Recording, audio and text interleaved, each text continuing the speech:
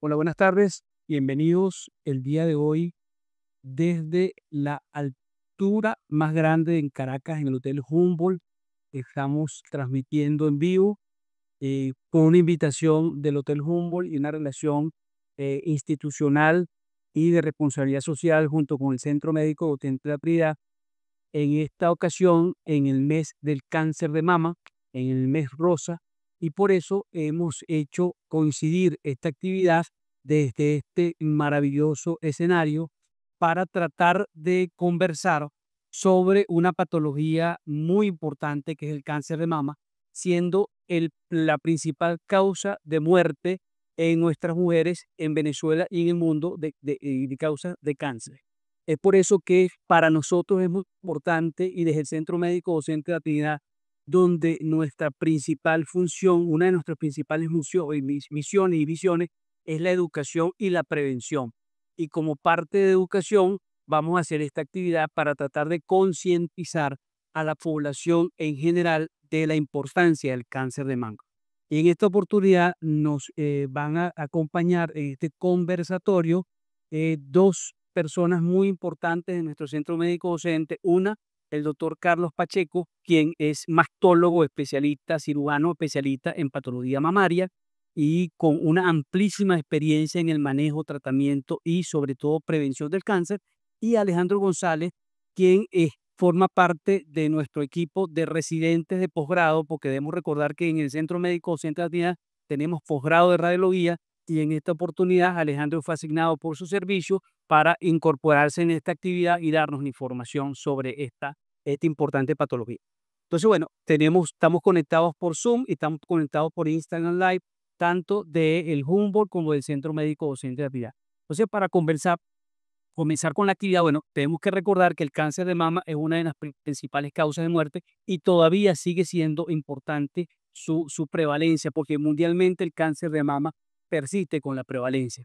Y entonces lo que nosotros consideramos, y quiero que Carlos nos comience a hablar de la importancia de esta patología en la población, tanto femenina como masculina, Carlos, porque tenemos que tener esa salvedad. Sí, buenas tardes. Mira, así, el cáncer de mama definitivamente es el cáncer más importante en la mujer, como la próstata lo es en el hombre. Es la primera causa de muerte a nivel mundial en cáncer de la mujer. ¿Ok? Y lo importante es que este cáncer ah, tiene muy buena respuesta al tratamiento si se diagnostica a tiempo. Eh, es lo más importante y yo creo y lo más relevante en el cáncer, en el tratamiento del cáncer de mama, porque la mejoría en las tasas de sobrevida a nivel mundial, básicamente, o lo más importante, se han logrado por la prevención y el diagnóstico precoz. Por supuesto, el tratamiento ha mejorado, hay innovaciones en cirugía, hay innovaciones en radioterapia, hay innovaciones en oncología médica, pero lo más importante y la base es el diagnóstico precoz. Fíjate, Carlos, aparte de los antecedentes que son muy importantes en esta patología, pero sabemos que el cáncer de mama, muchos pacientes con cáncer de mama no tienen antecedentes. Y entonces, Alejandro, ¿cuál sería el mecanismo más importante en la prevención, aparte de la consulta y todo lo que tenemos que hacer? Sí, bueno, definitivamente el mecanismo más importante es la pesquisa en nuestra paciente sana. En el último consenso de la Sociedad Venezolana de Mastología, ¿ok? Se llegó a un acuerdo, ¿ok? Mitad de los especialistas, pues, determinaban el método de pesquisa de la tomografía 2D, la tomografía digital, a partir de los 40 años y mitad de los otros especialistas decían que era a partir de los 35 años. Finalmente llegaron a un acuerdo y dijeron, bueno, mandatoriamente la mamografía debe hacerse como método de pesquisa anual a partir de los 40 años y en pacientes que tengan factores de riesgo, como, bueno, de los que ya conocemos, tabaquismo, alcoholismo, obesidad, etcétera, como lo puede comentar el doctor, se corre esa edad a los 35 años, ¿ok? A partir de los 35 años sería la pesquisa en esos pacientes, pero como método fundamental es la pesquisa para el diagnóstico temprano. Mira, lo que nosotros manejamos es que la primera mamografía se debe hacer en una paciente sana a los 35 años. Si a los 35 años no hay nada en la mamografía, entonces la pesquisa anual comienza a partir de los 40 años y ilimitado, porque el cáncer de mama no va a disminuir con la edad, sino va a aumentar con la edad. Entonces no hay fecha de caducidad para la pesquisa posterior. Lo importante es que cuando tú aumentas la pesquisa, disminuyes la edad de la pesquisa, es porque hay familiares que de repente tienen un cáncer de mama que fue a edad temprana. Entonces, si la mamá o la hermana de una paciente tuvo un cáncer a los 45 años, la pesquisa anual va a comenzar 10 años antes, va a comenzar incluso a los 35. Si la paciente tiene factores de riesgo, entonces la pesquisa se modifica y si es una persona de alto riesgo, entonces un año se va a hacer la mamografía y el ultrasonido mamario y al siguiente año se va a hacer una resonancia magnética. Entonces, lo más importante o uno de los aspectos importantes de la pesquisa no solamente es hacer los estudios, sino determinar el riesgo individual que tiene cada persona para tener cáncer de mama.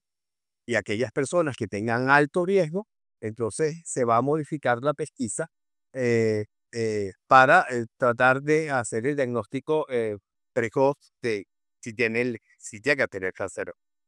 Fíjate, entonces, Carlos, entonces para más o menos organizar, la paciente debe acudir a la consulta de su médico, ya sea su mastólogo, ya sea su ginecólogo, y hacer este interrogatorio y esta investigación de antecedentes importantes, es decir, de familiares, personales, evaluar a esa paciente, obesidad, tabaquismo, alimentación, lactancia, embarazo, edad del paciente. Ahí es donde el ginecólogo tiene una mayor relevancia, porque la consulta mastológica no debe ir cualquier persona. Es correcto. La consulta mastológica debe ir aquella paciente que tenga una patología activa de mama, ya sea benigna o maligna, o sea una persona de alto riesgo. Correcto. Pero una paciente normal generalmente va a su consulta con el ginecólogo y es el ginecólogo que nos debe derivar al mastólogo, aquella paciente que tenga esas cosas, pues, o factores de riesgo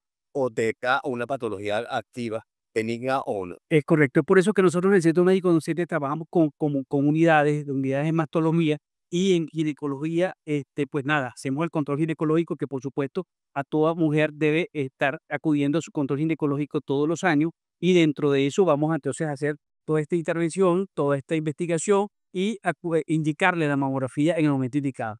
Y por supuesto la importancia de la radiología que es tan importante y por supuesto después llevarlo al mastólogo, que es la persona que nos va a concretar la conducta, la terapia o lo que la paciente mejor se necesita en este caso. Alejandro, hablamos de mamografía, hablamos de mamografía 2D, hablamos de equipos nuevos y tecnología nueva, hablamos de resonancia, hablamos de tomosíntesis, más o menos para que nos ayudes a entender cada una de estas cosas y la gente puede decir, oye, que el estudio de otro sitio es más barato, más económico, más caro, pero también hay una tecnología detrás de esto que nos mejora la evaluación de la mama y con un porcentaje de diagnóstico muchísimo más alto. Sí, correcto. Bueno, la mamografía ha venido evolucionando con el paso de los años, bueno, de manera increíble. Inicialmente teníamos las mamografías analógicas, ¿ok? Que eran las mamografías que se obtenía, pues, la placa, Lo que veíamos en la placa, era el rango exacto. es correcto, que en pacientes con un patrón, un parénquima mamario denso, ¿ok? Daba muchas limitaciones, ¿ok? Porque, bueno, veíamos coloquialmente una mancha blanca que podía estarnos tapando, pues, lesiones importantes que debíamos ver. Perdón, Alejandro, Sí. infórmanos qué es un parénquima denso en una mamografía, Sí, para sí. decirlo rápidamente para que no Un entiendan. parénquima denso en una mamografía es una mama que se va a ver predominantemente blanca. Blanco. Sí, Entonces no vamos a poder dar detalles. sí, correcto. Eso con la mamografía analógica, que todavía hay centros que manejan ese tipo de tecnología y pues bueno, hay que tener cuidado con eso. Luego viene la mamografía 2D digital, ¿ok? La digitalizada. Es una imagen con una alta calidad, realizada con un buen equipo, es una muy, muy buena técnica imaginológica. Es una sola dimensión, ¿ok? En las dos proyecciones, tanto craneocaudal como medio lateral oblicua, pero es una sola imagen, ¿ok? Luego de esto pasamos a la tomosíntesis.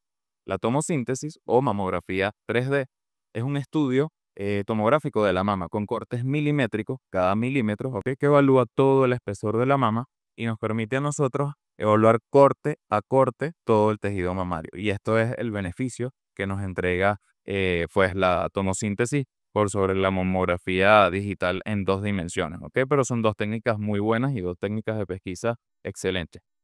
Por último, teníamos y habíamos comentado la resonancia magnética, como dice el doctor, pues tiene sus indicaciones bien específicas. En pacientes con alto riesgo de cáncer de mama, pues debe incluirse. Bueno, la resonancia no estaba en la pesquisa de mama, solamente la tomosíntesis o la mamografía 2D y el ultrasonido mamario en las personas jóvenes. El ingreso de la resonancia magnética en la pesquisa solo es para pacientes con riesgo elevado de tener un cáncer de mama. ¿Ok? Sí, correcto. Entonces es un estudio, la mamografía es un estudio que emite radiaciones ionizantes como los rayos X. La resonancia no emite radiación ionizante, pero son casos muy selectos. Para aprovechar lo que estás hablando tú, hay mucha gente que le tiene temor a la mamografía, no solamente porque es dolorosa, o porque causa malestar, o porque hay una exposición a rayos X. Explícanos en qué consiste en una tomosíntesis o una mamografía de estas actualizadas. Y la otra pregunta era hacia Carlos, a contestar Alejandro.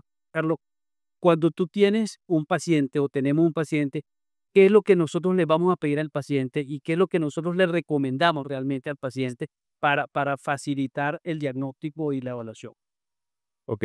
Sí, bueno, la mamografía, los pacientes tienen con ese tabú, el dolor, etcétera, la exposición a la radiación. Con la evolución de la tecnología, las paletas para compresión de los mamógrafos cada vez se han ido haciendo más ergonómicos y menos molestos para las pacientes. Un estudio mamográfico hecho en manos expertas, pues no tiene por qué doler, ¿ok? Esto es así. Y con respecto a la radiación, una mamografía completa con todas sus proyecciones, es decir, ni siquiera una mamografía 2D, una mamografía 3D, emite aproximadamente 0,03 milisieverts de dosis de radiación. La dosis para exposición para la población en general límite es 1 milisievert. Es decir, una persona tendría que exponerse 35 veces a una mamografía para llegar al límite recomendado. Es decir, es una dosis muy bajita, ¿ok? Y en la tomosíntesis, que es la mamografía 3D, ya actualmente los equipos, mediante inteligencia artificial, hacen una sola adquisición en tomosíntesis en 3D y además de esa misma adquisición sale la mamografía 2D en digital. Entonces no hay que exponer a la paciente a doble radiación, solo se hace un solo. De hecho, la tomosíntesis tiene un tercio de la radiación de la mamografía 2D, siendo muchísimo más efectiva y mucho más detallada que la mamografía 2D. Sí, totalmente. Mira, con respecto a tu pregunta, la pesquisa de cáncer de mama siempre va a ser, ¿ok? En líneas generales, la mamografía y el ultrasonido mamario. En todas las pacientes. Ya después, si tú tienes una mama que no es densa, que ya tiene una sustitución grasa, tú podrías dejar solamente la mamografía. Pero normalmente debe ser tanto la mamografía como el ultrasonido, ya que hay un porcentaje, alrededor de un 20% de lesiones que no se ven en la mamografía, que se ven en el eco, y al contrario, hay también ese mismo porcentaje, lesiones que se ven en la mamografía, pero que no se ven. Entonces, los dos juntos nos dan casi un 100% de visualización de las lesiones que se ven en la mama. Entonces, deben ser los dos estudios hechos en la pesquisa. Entonces, en definitiva, yo creo que tenemos que pedir para de pesquisa, mamografía y ecografía, Y ecografía. o sea, simultáneamente para complementar y no esperar el resultado de la mamografía y después la paciente tiene que volver a un segundo lugar a hacérselo. Entonces, yo creo que sería mamografía. Mamografía y ultrasonido Saban. ¿Qué dijo? Sí, eso. De hecho, las de las que hablamos con altamente fibroglandulares o que tienen bastante parénquima mamario, aún en las mamografías con la técnica de alta resolución que tenemos actualmente, pues se sigue viendo como un parénquima blanco. Podemos resolverla con los cortes tomográficos, pero el complemento con el ultrasonido es fundamental. Sí. Voy a, ajá, para detallar. las lesiones benignas o malignas de la mama se ven blancas en la mamografía. Y si el fondo es un tejido glandular blanco, entonces el radiólogo o el médico no va a ver las lesiones o le va a ser muy difícil de ver las lesiones. En el eco, el parénquima se ve blanco, pero las lesiones se ven negras. Entonces, en las mamas densas, el eco tiene una mejor resolución para ver esas lesiones. Entonces, por eso deben complementarse las dos tipos de estudios. Usted quería también hacer esa salvedad de los factores de riesgo, pues efectivamente la lactancia es un factor de protección, el embarazo es un factor de protección, la exposición, la obesidad es un factor de riesgo, la exposición a una menarquia muy temprana y una menopausia muy tardía es un factor de riesgo para la paciente. Ahora, y yo no quería, bueno, más adelante, así nos da tiempo, entrar un poquito en toda esta parte genética, pero antes de eso, Carlos, yo quería preguntarte, ¿cuál sería la cirugía mejor o el tratamiento mejor para una paciente con cáncer? Diagnosticamos el cáncer, tenemos radiología, tenemos la paciente, afortunadamente, o de momento que sea lo más temprano posible. Entonces, para que tú hagas un abanico muy claro de cuál sería la mejor cirugía para una paciente. Yo espero la respuesta tuya, pero yo creo que va a estar junto contigo. Mira, no hay una mejor cirugía, ¿ok? Sino la cirugía que más se adapte a la paciente. Entonces, el aumento en toda la tecnología diagnóstica y terapéutica, porque hay cambios en la cirugía, hay cambios en la oncología médica, en los medicamentos, en la inmunoterapia, hay cambios en la radioterapia, en la forma que se da la radioterapia. O sea, hay un montón de cambios y de cosas tecnológicas que han venido al tratamiento y que mejoran la respuesta, pero eso depende básicamente del tamaño de la lesión. Entonces, siempre volvemos al mismo punto. Si yo quiero ofrecerle o si yo puedo ofrecerle a una paciente todo ese abanico de posibilidades tecnológicas y de tratamiento, tiene que ser básicamente en una paciente que tenga un cáncer de mama precoz. Y entonces, en el cáncer de mama precoz, el tratamiento básicamente va a ser un tratamiento conservador. Se va a tratar siempre de conservar la mama, ¿ok? Porque al final da mejores resultados, no solamente para la imagen corporal de la paciente, sino también mejores resultados en la sobrevida y en la recurrencia local. Entonces, siempre vamos a volver a ese diagnóstico precoz, ¿ok? Para poder dar el mejor tratamiento quirúrgico, que sería en ese caso la cirugía conservadora.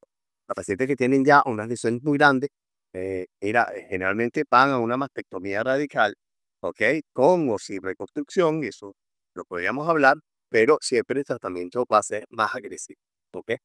Y va a ser una quimioterapia más agresiva y va a ser todo un poco más agresivo porque tenemos una enfermedad que ya está mucho más avanzada, que puede haber salido inclusive de la mama y estar en el resto del cuerpo.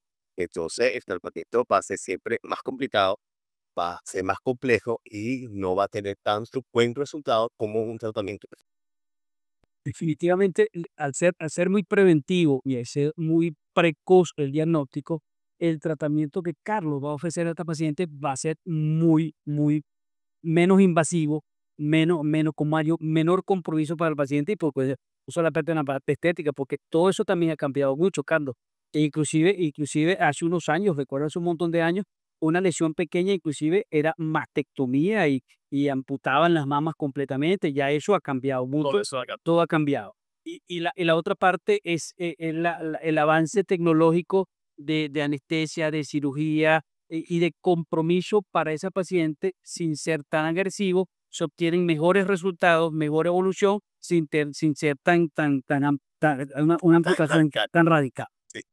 El tratamiento conservador parece mentira, pero tiene mejor sobrevida a futuro y tiene mejor menor tasa de recurrencia que en los tratamientos radicales. Y eso en parte porque las lesiones son más pequeñas, pero se da un doble de tratamiento. Cuando uno conserva la mama, no solamente hace cirugía, sino también da radioterapia. Y en aquellas pacientes que reciben radioterapia y cirugía, pues simplemente la respuesta es post. Entonces, y la sobrevida es mejor. Entonces, siempre va a ser mejor, ¿ok? Un tratamiento en lesiones precoces, por eso hay siempre hacer eh, énfasis en la pesquisa. ¿Qué ha traído la pesquisa? La mejoría tecnológica ha traído otros conceptos que no teníamos en el cáncer de mama. Teníamos las lesiones invasivas y teníamos las lesiones benignas, pero ahora, con la mejoría tecnológica, ahora tenemos el diagnóstico de lesiones precancerosas de la mama. Ahora tenemos hiperplasia ductal atípica, tenemos un montón de cosas que van a aumentar el riesgo de la paciente a tener cáncer y que podemos tratarlas antes de que llegue al cáncer. Entonces, esa pesquisa, ese diagnóstico temprano, esa mejoría tecnológica del punto de vista radiológico, nos abre un mundo en la mastología donde podemos intervenir antes de llegar al cáncer. Y tenemos que pues, tratar de olvidar a aquella paciente amputada, comprometida, con una calidad de vida muy pobre, y entonces eso es lo que queremos evitar. Y definitivamente el concepto y lo que queremos aquí que quede claro y que vamos a insistir en el diagnóstico lo más precoz posible, en la pesquisa temprana para ofrecer esto. Carlos, una paciente con cáncer. Claro, te voy a complicar un poco la cosa. Por una paciente con cáncer en un estadio que no te lo voy a clasificar ni mucho menos, y menos para comprometer a la audiencia, sino cuando se considera que una paciente tuvo cáncer, tuvo tratamiento, le pusiste cirugía o le pusimos rayos, le pusimos quimio, lo que se decidió, porque es importante también la parte interprofesional. Tenemos radiólogos, tenemos oncólogos médicos, tenemos radioterapeutas, tenemos un equipo de trabajo que tenemos que trabajar en conjunto en base para y en beneficio de esa paciente. Pero cuando una paciente puede decir que está curada o cuando una paciente hay una recidiva háblanos un poquito de eso. Mira, tradicionalmente se habla de que la sobreviviente del cáncer de mama es aquella paciente que tiene 10 años o ha cumplido 10 años libre de enfermedad después del tratamiento. Y esa, 10 años, ok. El hecho de que sea una sobreviviente de cáncer de mama no quiere decir que no vaya a poder presentar una metástasis o una recurrencia local posterior a esos 10 años, y un nuevo, pero es muy poco probable. O sea, piensa que todo lo que puede pasar en 90% de las cosas van a pasar en los primeros 10 años. O sea que con gran seguridad tú podrías decir que está curada de cáncer. Ok, eso es bien importante. es bien importante. Porque cuando hablamos aquellos 5 años, en esos 5 años hay un porcentaje todavía que se puede escapar. Sí, de hecho, dependiendo del estadio de la enfermedad, tú vas a ver picos de recurrencia a los 3 4 años o a los 8 años, ¿ok? Y por eso es que tú mantienes ese control hasta los 10 años para decir, eres una sobreviviente de cáncer de mama, ¿ok? En esos 10 años puede ocurrir en cualquier fecha. Otra pregunta para Leandro de Alejandro. El radiólogo, ¿es preferible un radiólogo general o un radiólogo con experiencia en mamografía y en patología mamaria? Porque es muy importante, ¿no? Cada uno de nosotros, Carlos es cirujano, pero es mastólogo, ¿verdad? Pero también él hizo vesícula y también hizo apéndice, pero se dedica más a la mastología porque es su tipo de especialidad. No, definitivamente es mejor un radiólogo experto en el área, sin duda. Nosotros en el Centro Médico Docentes de la Trinidad, en las instalaciones de IDACA, tenemos pues la última tecnología a la mano y nosotros durante 4 años pues estamos viendo mamografías, haciendo ultrasonido mamario, resonancias magnéticas de mamas también, pero sí pienso que sí, un evento tan importante como es la pesquisa, ¿ok? Debe estar en manos de expertos, debe estar en manos de gente que se dedique a esto, que se haya preparado y formado durante años en esto para evitar cualquier Mira, la mejoría tecnológica ha dado que ahora podemos detectar cáncer que tengan 2 3 milímetros. Esas son lesiones extraordinariamente pequeñas que si tú no la ve una persona que tenga experiencias, se va a pasar. Y vamos a pasar la oportunidad de tratar un cáncer que sea precoz. ¿Ok? Y entonces cuando la paciente venga al año siguiente, pues entonces ya va a tener lesión de 2 3 centímetros, que no va a tener la misma respuesta al tratamiento. Entonces, sí, es importante que sea un radiólogo con experiencia. Es más, De hecho, en mama se habla de que tiene que tener muchos estudios, doble lectura, porque muchas veces se le pasa, porque las lesiones son pequeñas, y hay no solamente lesiones de cáncer, hay lesiones de lesiones precancerosas que tienen imágenes diferentes y que también estamos viendo que antes no se veía. Es un capítulo totalmente nuevo en la radiología de mama, ¿ok? Que no se veía antes.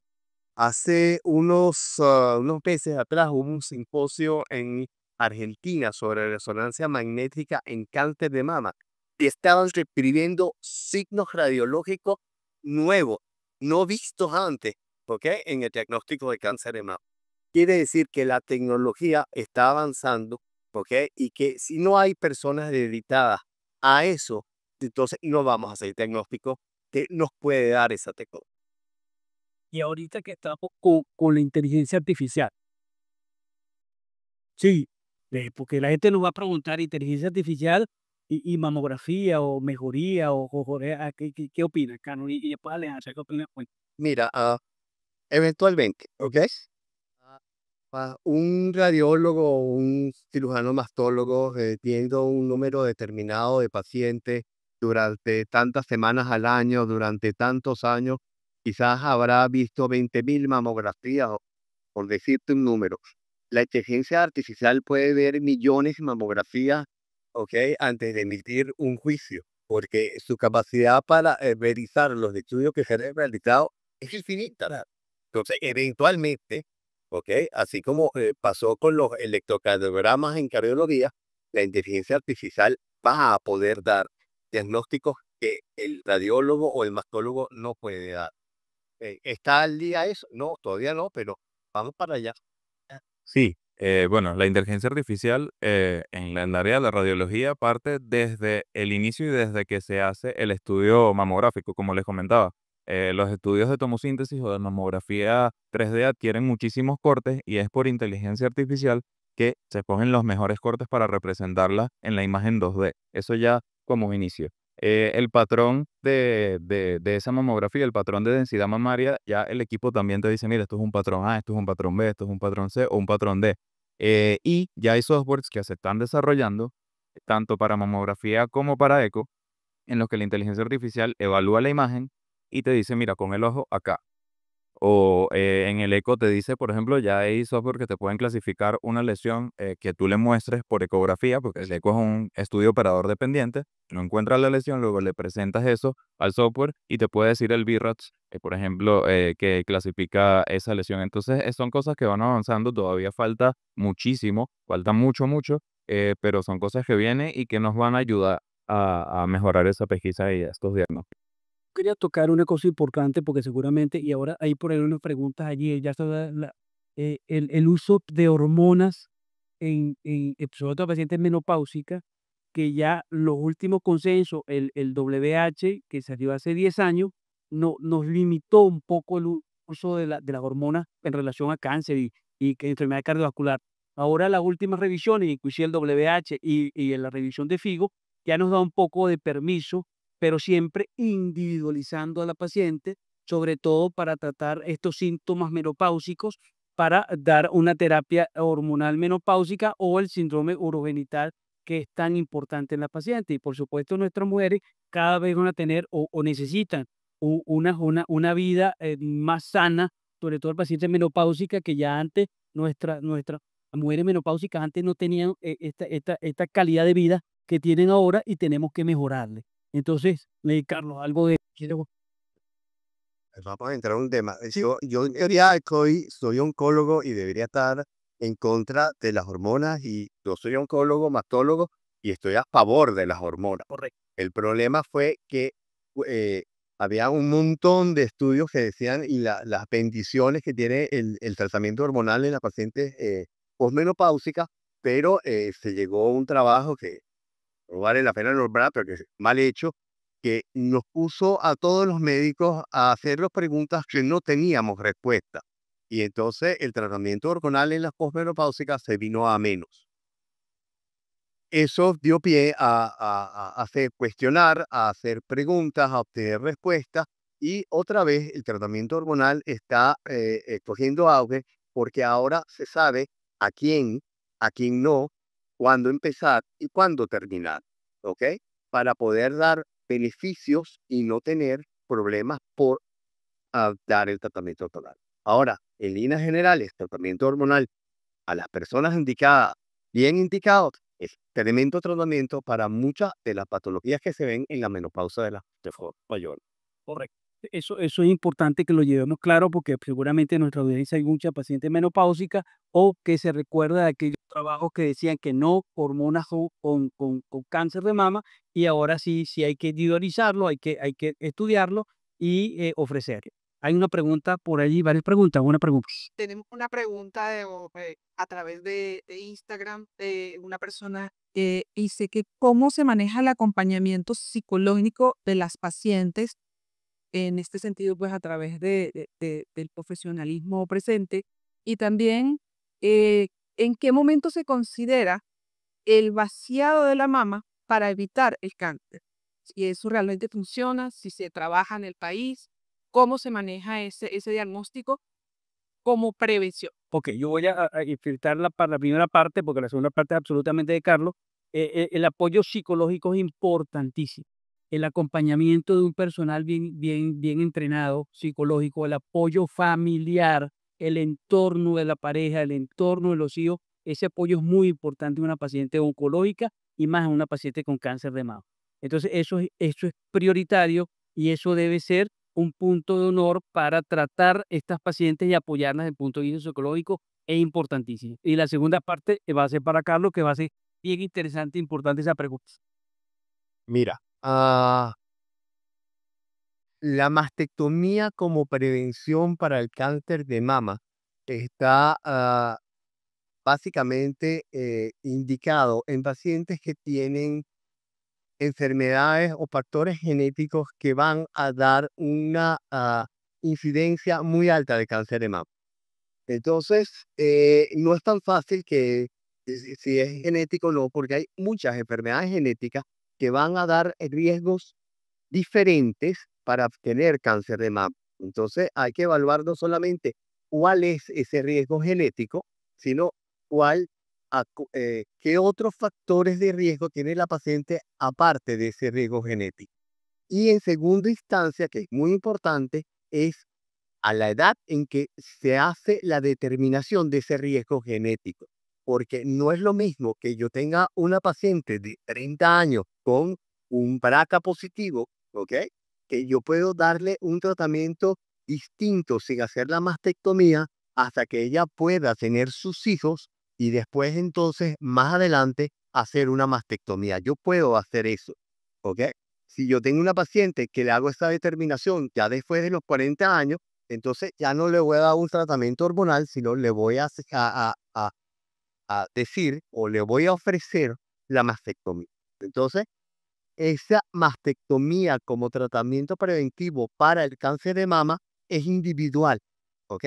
Hay que ver cuál es la enfermedad o los genes que están expresados que le van a aumentar el riesgo, la edad de la paciente, el deseo de la paciente de tener hijos antes de hacer la mastectomía, o sea, todo eso. O sea, la respuesta es hay que individualizar a cada paciente para saber cuál es el tratamiento que se le va a dar. Y si le cabe la mastectomía, poco prevención. Ahí Carlos tocó algo bien importante y creo que también va en la raíz de la pregunta, es justamente el BRCA, ¿no? Que es este conocimiento que ya tenemos y el acceso que tenemos que genéticamente tenemos una predisposición a un cáncer. Y entonces, Carlos, vamos a sencillito, ¿en qué consiste un BRCA o cómo se puede leer o a quién se le busca, se le ofrece un BRCA? Bueno, mira, lo primero que vamos a hablar es que la, ya todos esos estudios están liberados, por lo tanto han bajado de precio. Antes eran inasequibles, ahorita son asequibles. Lo hace más de un laboratorio en Venezuela y en las pacientes que tú sospechas que pueda tener una enfermedad en su familia, una enfermedad genética, lo puedes mandar a hacer aquí sin problema. Generalmente esa paciente que tú sospechas que tiene una enfermedad familiar tipo genético es porque tiene varios familiares con cáncer, ya sea cáncer de mama y o cáncer de ovario. Entonces, si tienes más de 2 o 3 familiares, tú sospechas que pueda tener una enfermedad genética. Y sobre todo si esos cánceres son a edad temprana. Entonces, no le haces estudio genético a todas las pacientes que llegan al consultorio, solamente a aquellas pacientes que tienen antecedentes familiares marcados más del usual.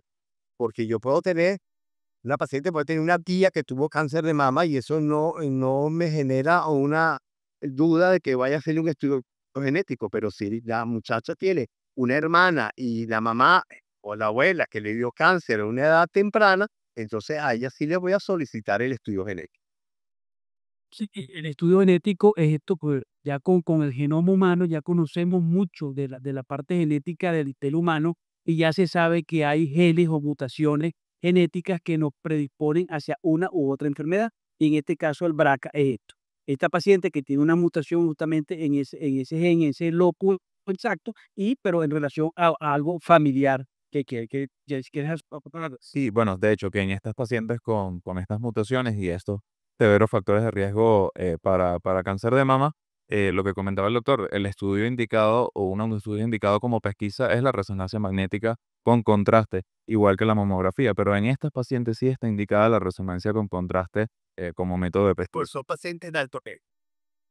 Sí, eso era la otra pregunta, la incidencia de cáncer de mamas en el hombre, esa es una. Y la otra es la incidencia la posibilidad de cáncer en una paciente joven, tan joven como está embarazada o inclusive lactando. Son cosas que uno a veces no se los imagina, pero que lo que sucede es algo bien complejo, pero bueno, creo que tenemos un tiempito para hablar de esa cosa. Mira, el cáncer de mama en el hombre solamente presenta el 1% del cáncer de mama. Y eso es debido porque nuestro tejido mamario es muchísimo más pequeño que en la mujer. Y eso va a condicionar también que entonces la frecuencia sea mucho más infrecuente que en la mujer, pues solamente el 1%. Ahora, tiene una connotación muy importante que es que el espacio que hay entre el botón mamario o nuestro tejido mamario y la piel o el tejido mamario y el músculo es muy pequeña, porque el tejido UTG. Cuando ese cáncer toma la piel o toma el músculo, ya cambia de estadio muy rápidamente y muy rápidamente puede dar lesiones a distancia. Entonces, no es que el cáncer de mama sea más agresivo en el hombre, pero cambia de estadio con mayor rapidez. Entonces, si no se hace un diagnóstico precoz, entonces ya rápidamente el paciente va a estar en un estadio 3 o un estadio 4. Entonces, eso es lo único importante o lo más importante en el cáncer de mama y el útero. Y lo de que el cáncer de mamas embarazada Ok. porque fíjate, antes para los tetras era un terror un paciente embarazado y con algún cáncer de cualquier tipo. En este caso, porque nos compete cáncer de mama, pero Ajá, hay una creencia que era que el cáncer de mama en el embarazo era mucho más agresivo que el cáncer de mama en pacientes no embarazadas. Y en la lactancia inclusive. Eso realmente no es verdad. El problema es que el embarazo va a tapar el cáncer y te vas a tener una mama muchísimo más densa, donde esos vasos sanguíneos pues se han dilatado para que la mama produzca, aumente el número de células, los ductos mamarios están llenos de leche y entonces no vamos a ver el cáncer. La mamografía no la ve, ¿ok? El eco de mama no es una estudio que se le haga normalmente a una embarazada, ¿ok? Entonces, la embarazada quedó sin estudio. Y si ya tenía 6 meses o 7 meses sin haberse hecho la mamografía y salió en estado, ya entonces no le vas a hacer la mamografía sino cuando deje de lactar.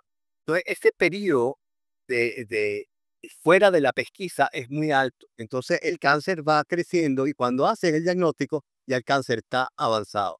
Entonces, hay esa relación que se decía que el cáncer de mama es más agresivo. No, el diagnóstico se nos pasa. El diagnóstico es tardío, ¿ok?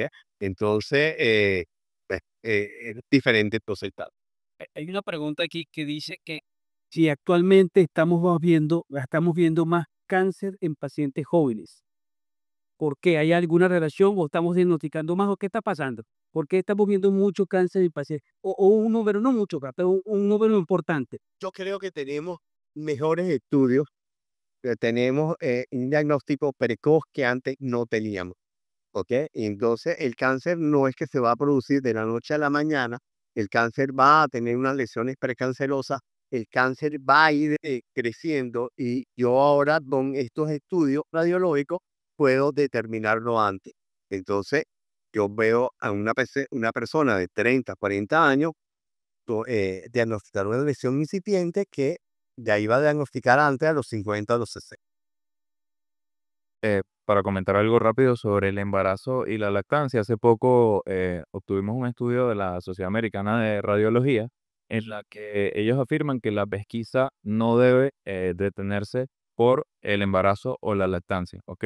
Con una recomendación tipo A, o sea, se puede hacer la mamografía con tomosíntesis en embarazadas y el eco mamario también, con todas sus protecciones radiológicas que implican. Hay petos que se pueden poner sobre la barriga para cubrir, ¿ok? Un peto plomado para evitar que la radiación influya. Y realmente esa dosis de radiación no va a hacer ningún efecto teratogénico en el niño hasta donde está demostrado actualmente. De que Hay que compensar la paciente. sí, sí, totalmente. Hay una pregunta por allí también, Gladys.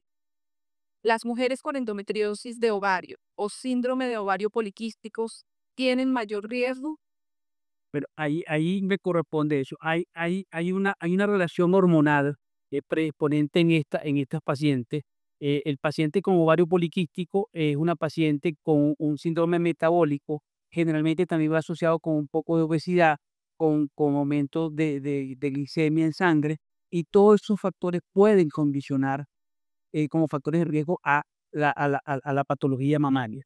Entonces, es una paciente con síndrome metabólico, un paciente con reglas retrasadas, con embarazos tardíos o dificultades para embarazo, probablemente dificultades también para la lactancia. Entonces, ese síndrome metabólico puede aumentar el riesgo a esta paciente para desarrollar un cáncer. Y hay otra pregunta que me están poniendo por aquí, la presencia o la posibilidad, dos cosas, si la prótesis mamaria puede predisponer al cáncer de mama y si la prótesis dificulta o complica o qué pasa con la mamografía. Ok, hablo desde la parte del punto de vista mamográfico. En una sola proyección, que es la proyección que incluye tanto el parénquima mamario como la prótesis, sí es cierto que dificulta la visualización de todo el parénquima mamario, pero actualmente se hacen proyecciones adicionales en pacientes mamarias y se hacen proyecciones con desplazamiento posterior de implante. Entonces, ¿qué se hace? Se retrae la prótesis hacia atrás y en la mamografía se logra ver todo ese parénquima mamario que estaba cubierto por la prótesis. Es una técnica que tiene que ser realizada por técnicos expertos, técnicos radiólogos expertos, pero que se puede y no dificulta de ninguna manera la visualización del tejido mamario. Por supuesto, siempre complementar con el ultrasonido. La posibilidad de la prótesis como causa.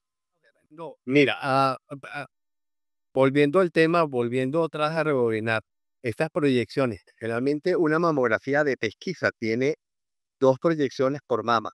Cuando se hace una mamografía a una paciente que tiene prótesis, siempre hay proyecciones adicionales para poder ver la mama que tapa la prótesis. En líneas generales, tú dices que la prótesis no tapa, ¿ok?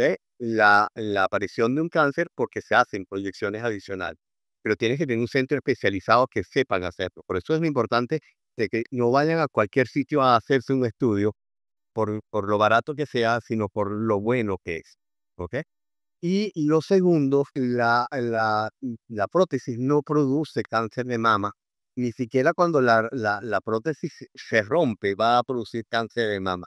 Lo único que se ha diagnosticado hasta ahora es que la prótesis, cierto tipo de prótesis, pueden producir un cáncer que se llama, es un linfoma, ¿ok? Que ocurre en la cápsula de la prótesis, cuya incidencia es muy baja y no se había diagnosticado hasta hace poco, ¿ok? Pero ya se sabe que sí es producido por ciertos tipos de prótesis y que se están tratando de abolir del mercado para que eso ya no suceda.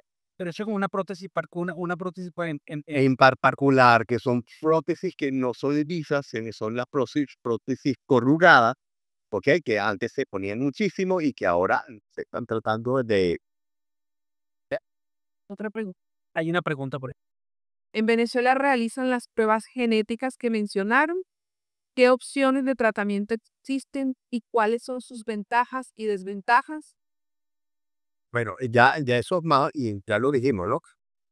Antes las pruebas genéticas tenían que, tomaban la sangre aquí y tenía que llevar eso a Estados Unidos porque las licencias pues tenían su protección de patentes.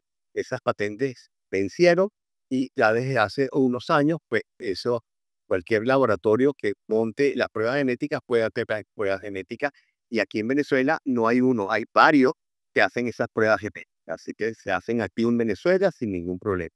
Y el cuál va a ser y lo que se haga depende de no solamente cuáles son las enfermedades, o sea, genéticas que tengan, porque no solamente es un problema del BRCA, puede ser el CHEK2, puede ser, o sea, hay varias genes que pueden estar predisponiendo el cáncer de mama. Entonces depende de eso, depende de los factores de riesgo de la paciente y de la edad de la paciente. Entonces, no tengo una respuesta para decirte cuál, porque la respuesta es hay que individualizar cada paciente para saber cuál es el mejor tratamiento.